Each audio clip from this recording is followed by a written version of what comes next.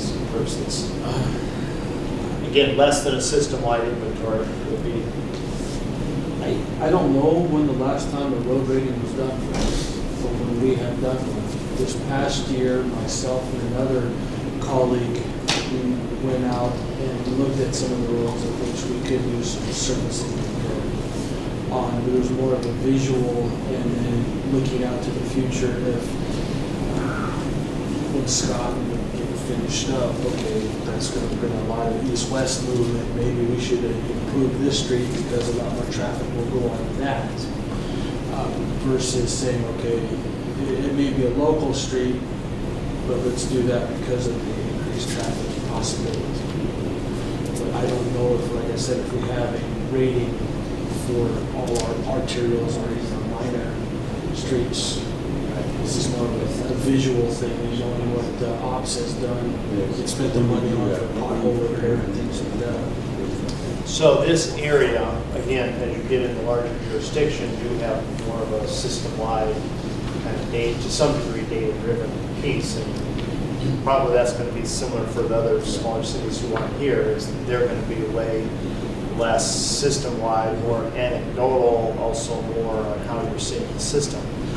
As I said, we haven't tracked our street servicing improvements and repairs that we've done over the years. We know that, but the actual rating of what they were when they were done. In place, they don't have that management system in place. I would be curious as we again continue this conversation, because we know we're going to be talking a lot about preservation and maintenance, and sort of then what's the value of that investment to do more of a system-wide data collection thing. So that'd be something worthwhile, I think, fleshing out fairly certain. Budgets are tight, but as time goes on, and again, Battleground saw a lot of new development too, as you move from that era of, well, we're going to handle a lot of that because new roads are going to go into place, into a time of maybe not building so many new roads, if whether that need to do that becomes more important. So be thinking about that. Let's track that and we'll ask that question. The county has some pretty good information on that because they're under what's called GASB 34, which is a federal accounting standard.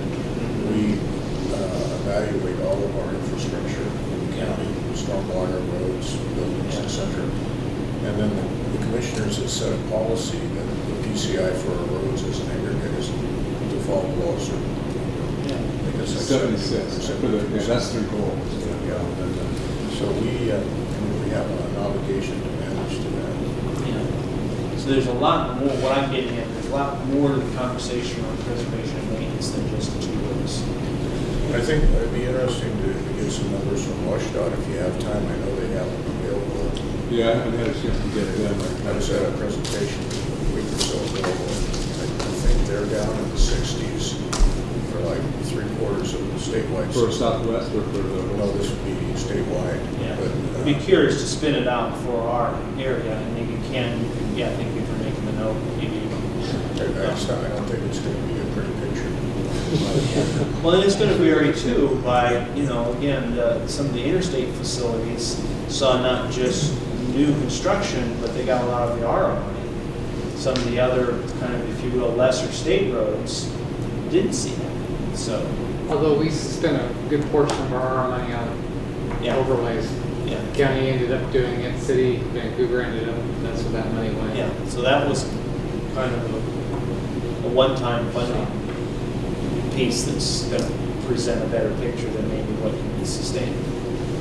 Yeah, the presentation I saw, I don't recall the exact numbers or dates, but I think within 10 years it was extremely dire for the state. Okay, so now you just added one more element to this, and how do we make any sort of forecast for preservation? Yeah, that's the tough. Well, yeah. I mean, Do that? Are you doing that with your? We're looking at how the trends. We'd have to check with Ryan to see exactly what he's doing, but I know for the purposes of the tip, we've looked historically at the rate of change of the overall PCI and by classification. So I mean, to me, that's the third word that belongs in there, with preservation and maintenance, is reconstruction. And it gets back to that pavement Oh, yeah. curve. And what's happening is once you get to a certain point, you're throwing good money after bad. Overlays don't work anymore. Right, you can't And then just do that. essentially that roadway's back into the projects that need capital funding, because you've got to Is go in and reconstruction reconstruct. X2, X3 factor in terms of dollars? or- Yeah. I Phil could probably give you better information, but it's going in and redoing the base and everything else, and that's why, yeah, pavement management. is So let's get critical. below 40, whatever it is, 40 or 35, I'm not sure what our break point is, Well- then you get into reconstruction. 28th Street for the city between 142nd and 144th and 162nd is a good example of that. I mean, the roadway base is shot. We had wanted to rebuild it, bring it up to urban standard, couldn't put a funding package together. We decided to overlay it, recognizing that, you know, it was going to be good for a couple of years because the base is shot. Yeah, that is good. We've kind of had the same mentality, Yeah. the same kind of thing. Okay. It just comes to raise with that is, I mean, thinking of that particular situation is, if you're holding it, you're saying, well, we have a plan to do capital, do an urban upgrade here. And if, you know, it's funny outlooks, if those projects get pushed off and they don't happen before they come in, then you get into bigger, you know, more, I guess, preservation and maintenance issues that you weren't anticipating because there was the anticipation that we were going to rebuild this with to bring it to urban standards, and now it's degrading so much that we You need to take, You're- you need to take valuable preservation and maintenance money just to try to maintain the status quo. so you're expecting to really reconstruct it, and now you're patching it at a higher rate than you would be expecting, and that there's costs involved with that. Okay. That day tomorrow, St. Patrick's Day.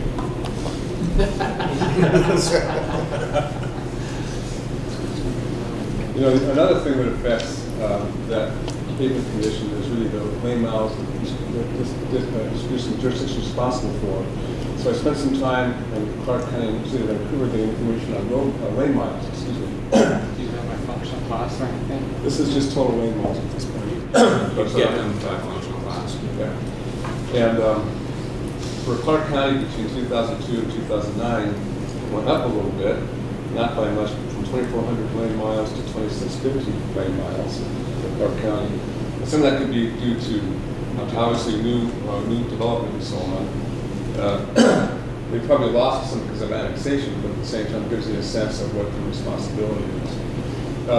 For City of Vancouver, they went for the 3 years, 2002, 2006, 2011, they went from 1,520 lane miles to 1,690 to 1,806. So that's also partly development, but it's partly probably annexation to the more lane miles that they're responsible for. Excuse me. It just gives you a sense that, yeah, even though we're spending this much on preservation and maintenance, I've got more lane miles I've got to take care of now and probably in the future as well. That may not change so much in the future because of the way the economy is right now, but that's not the road again at some point in the future.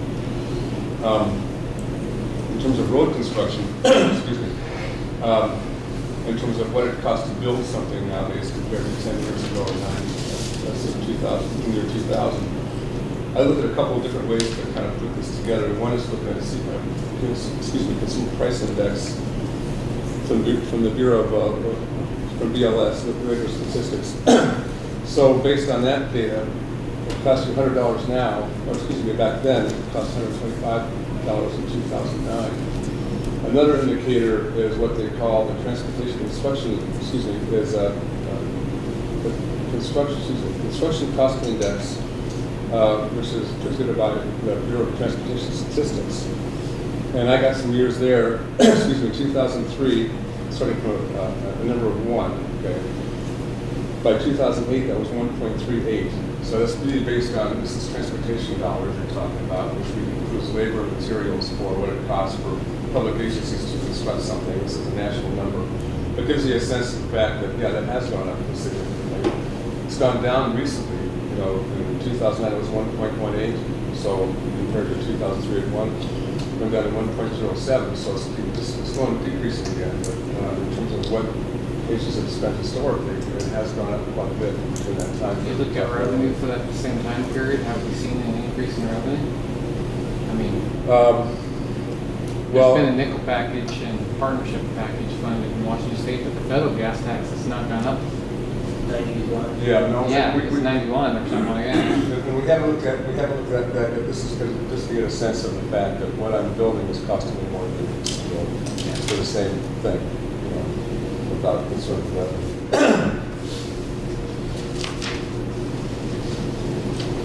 And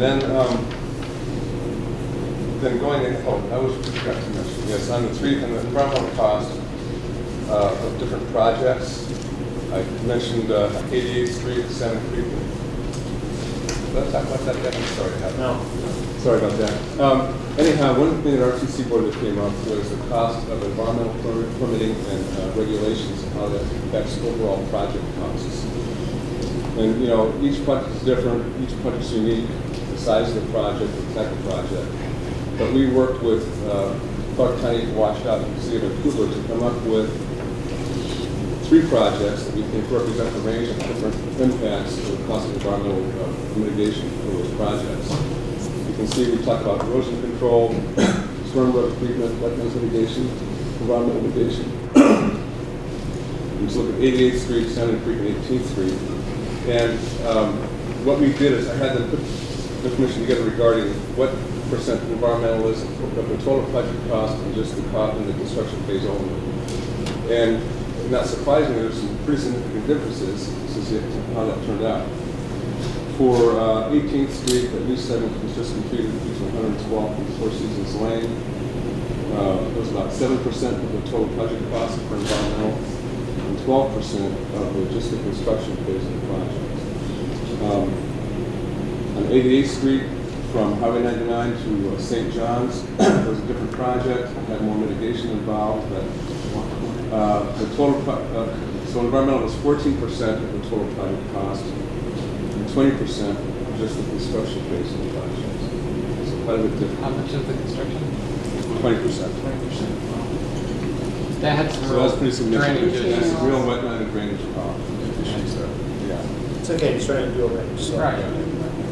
And of course, Salmon Creek, which is a very big project, and so, you know, so the numbers are a bit different in terms of percentage, but for total project cost was 7% for mitigation and 9%. So for the construction phase of the project.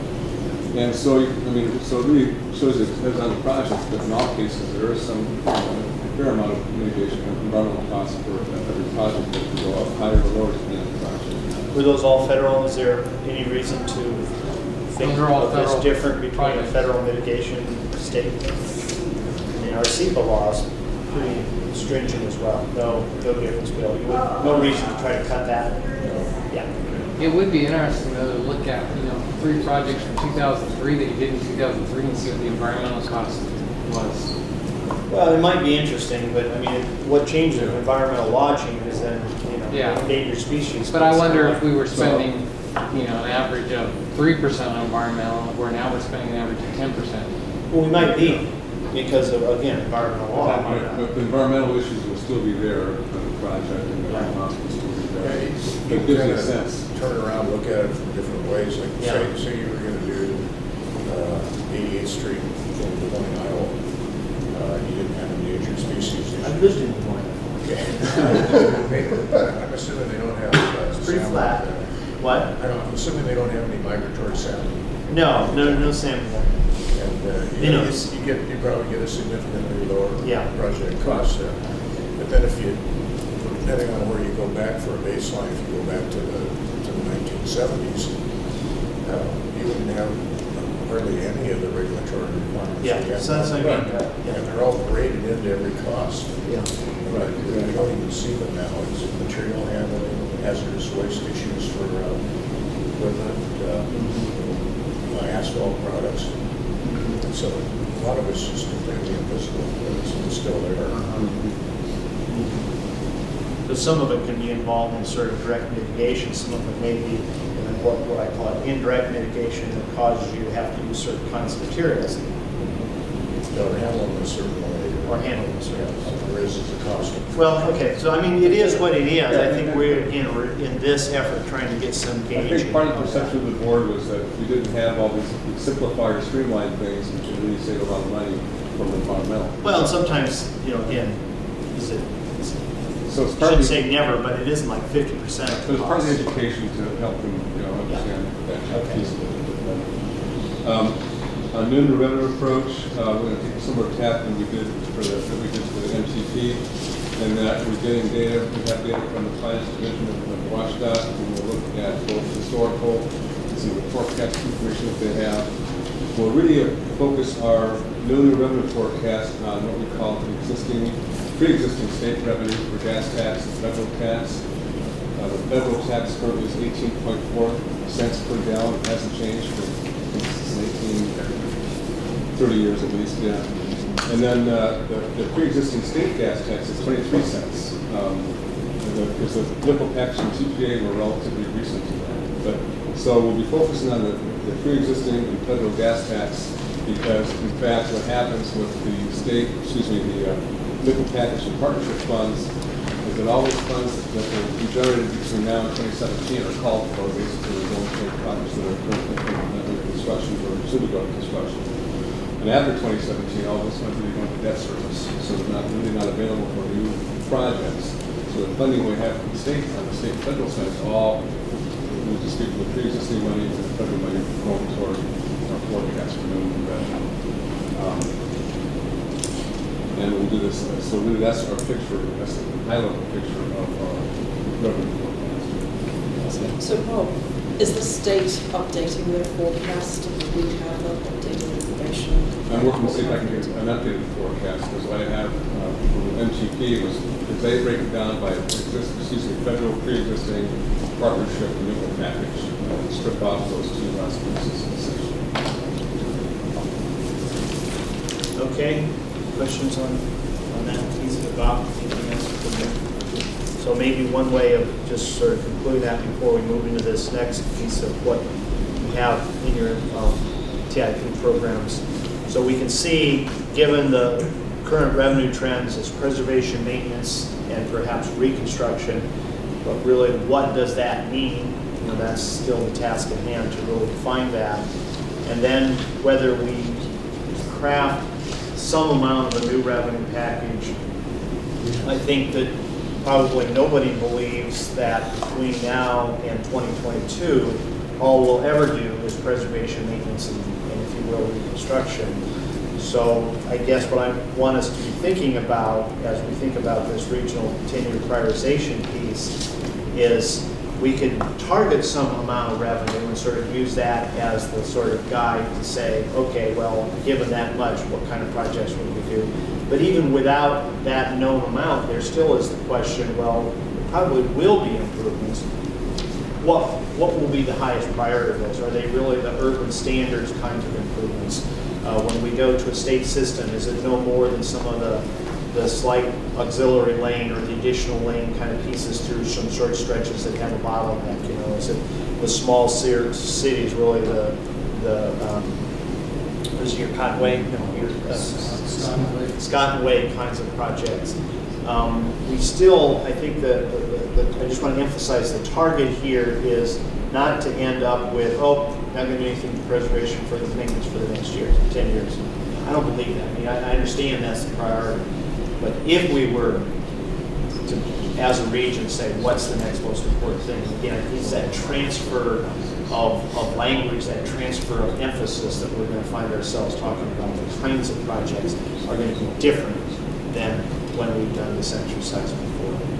Yeah, And to get there, okay. I was gonna say we ought to talk about transit too, Yeah, and Okay. and now's Thank probably you, the Scott. time. Now you have 5 minutes. Because I have to leave, but as many of you know, last November we did pass our local sales tax for 0.2%. This was based on an adopted 20-year plan that was split into two. So interestingly, we have a little bit more of a unique opportunity than just using our 6-year plan. We have our phase 1 of our 20-year plan that encompasses preservation certainly of the existing system, but it does have some increased service components as well.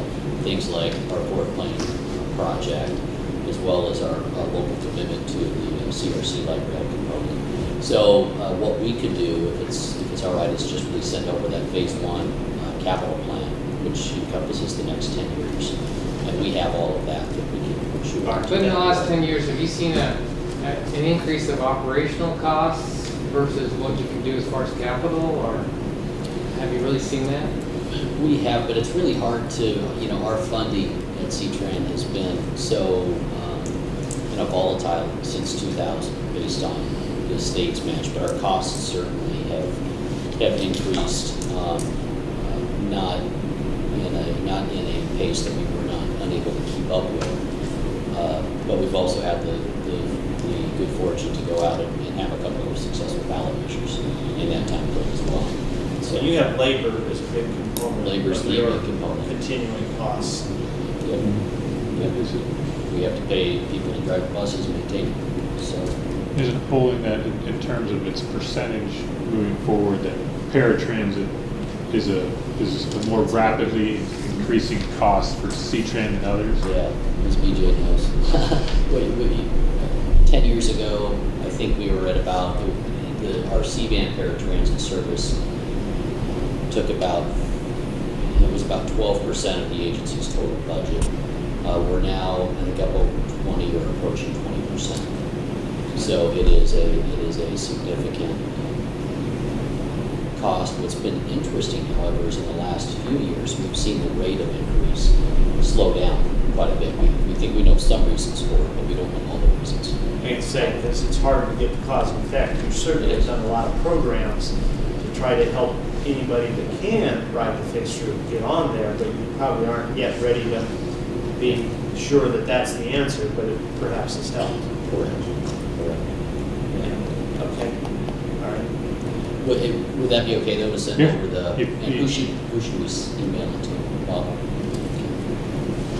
Okay, so then the last piece of this is to sort of begin my little speech about, well, preservation maintenance is the story to a large extent. How do we begin to look at projects? So the thought behind this was, as we have requested from you, to gather your 6-year transportation improvement programs. We know those come in different flavors and types, but to begin to use that as a base, again, to begin the conversation, begin the discussion of the priority of those projects. And so we have sent out requests to you to gather that information. Dale's been the All recipient but of two that. agencies have Well, I'm responded. just going to hand it to you, Dale. I just was Yeah. setting it up for you to take over. Well, really, we don't think the TIP is gives us all the information. We're gonna have some conversation with various jurisdictions, granted. The TIP is the starting point, and so far we have 2 jurisdictions that have not responded, and I will send out, it was in the RTAC pack, but I'll send out emails again to those 2 jurisdictions. And you probably can look over the next month, we'll probably be contacting you or someone from your agency to set up a meeting and come and discuss these projects. Really, the point is what's in your 6-year TIP, what's funded in your 6-year TIP, we believe is going to be built in the next 10 years. So that's a given. The next piece is, the pieces. Well, is that, yeah, I mean, we want to, I would say that are funded, not that what's in your 6-year TIP, okay. but what it is funded That in your funding 6 program, Yeah, okay. is probably a given. The next question is how do we discuss that next piece, the unfunded piece that are partially funded? How do we get those? Will those be built in the next 10 years? And that's why I have to have the discussion. So really What that's... we wanted to, Sir Dale, again, our thinking on this was, we don't want to remanufacture this list. We want to have that and be able to say to the board, okay, this is the sort of universe, this is the set of projects that we're talking about prioritizing from. Is that- Yeah, that's set. And you had some discussion at last month's RTAC meeting about what your priorities are, what's in your TIP. I think that universally what I heard, or what I read in the minutes, I wasn't here, was the TIPs are a good starting point for having that discussion. So that's really what we're doing now, is we're requesting all that. I hope to gather all that next week, and we'll go out and contact you and begin to have that discussion. We want to show that list. We want Yes. to put that list. So we're going to send that, when when that's complete, we're gonna send that out and say that's kind of our starting point. Okay. So that's really all I had for that is that. And then the washout was a little bit different in what they do for TIP is really what's funded in the next 2 years. So we're going to have to sit down with WashDOT and have that discussion about what's possible within the next 10 years. Because we know what's possible in the next 2 years. It's beyond that. We need to have that discussion, a little bit different discussion. So that's really all that was. Thank you for those people who did respond, which are the ones here. And I'm gonna, Scott has just had to go to the State of the City address. I too am going to attend, but I don't think it's till 10:30, so I'll leave in a few minutes. But I did want us to, then again, another component of setting the baseline for all of this is to take that 2022 growth scenario that we worked on back in January and translate it into some early travel demand analysis. Mark has been working on that, so he's gonna take a couple minutes and update you on that. Yeah, so we've been taking that land use forecast and moving into a travel demand forecast for 2022, at 10 years from now. And so say we're in draft form. I can talk more about magnitude of demand growth. I'll just from all-day, average weekday person trips. So what the growth we're looking at from 2010 over that, say 2010 is our base year right now. We've moved, MTP, we did a 2005 base year when we were doing the MTP update. With the BRT project, we now have established a new base year of 2010 for the regional travel model. And as far as overall travel demand between that 2010 base year and the forecast we have for 2022 is it's increasing by about 25%. So we're looking at an increase of travel demand of 25%. Now that's not going to be evenly distributed across all facilities and all jurisdictions, but that's just the overall magnitude of growth that we're looking at being assigned on the system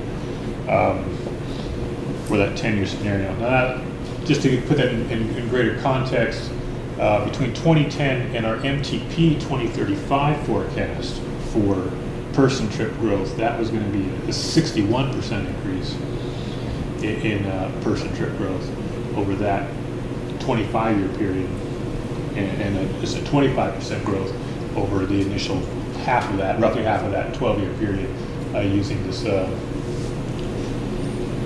growth scenario for housing and employment based off of this slower economic time and looking over the next few years being a more slower economic recovery than we may have forecasted previously. So just want to have everyone understand kind of what magnitude what we're looking at. Again, jurisdiction by jurisdiction, depending on the amount of growth, it could be higher than that, it's lower, and again, it varies by area. But right now, it's a big picture, and I'm going to start whittling down into some smaller areas and looking at facilities that help us kind of guide that discussion of we got choices of what's really priority and maybe looking at demand on the system to say help us direct us in which way what facilities might have some priority in the next 10 years. It's really showing up. I think we'll be bringing a little more detail than that to the board as over the next week as I run through that, dig through that demand forecast. Well, and it's going to get translated into the science. Yeah. And so we'll have some more detailed information. I really see at sort of at the end of this is, we look at the MTP for 2035 and say, well, here's the change in lane miles of congestion. Here's what's happening with vehicle hours away. Here's how DMT is increasing. And it'll be good at, in a more real way, at this sort of this 10-year we deal in a more firm reality.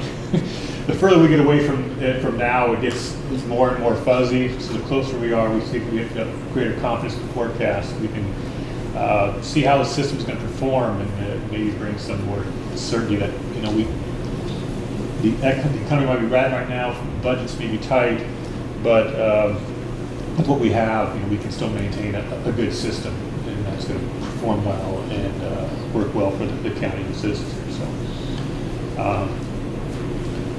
So it'll be a system look at the end, I think, to compare that to the MTP, but also as we're moving through a more detailed look to see if there are certain projects that really address emerging issues that are beyond what we see right now. Okay. Just to wrap up, as far as timeline is concerned, we're looking at presenting to the April board meeting some of the current issues that we're talking about and some of the policy areas. And then looking forward to the May meeting, to coming up with a list of projects. So between now and the May meeting of the board, we need to work on that list of projects, as you heard from Dale. And then we're also talking about what public outreach we need to put into place to educate and inform the public about this 10-year transportation project priorities. So we're looking at updating the website for RTC, put some of this pertinent information on it, and then looking at hosting an open house later on in the process.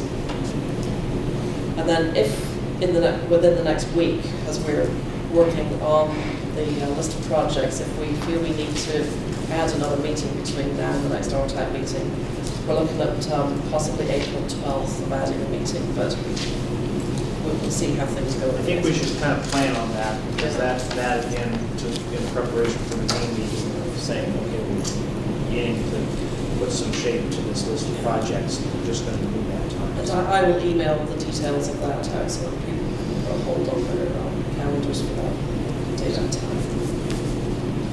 Probably looking about 10 o'clock. Okay. All right, we're going to conclude that item. I am going to run off to the state of the city. I'm going to let Linda take over and do the other business, both for you and then for RTC staff. So Thank you. does any RTAC member have any other business they want to comment on?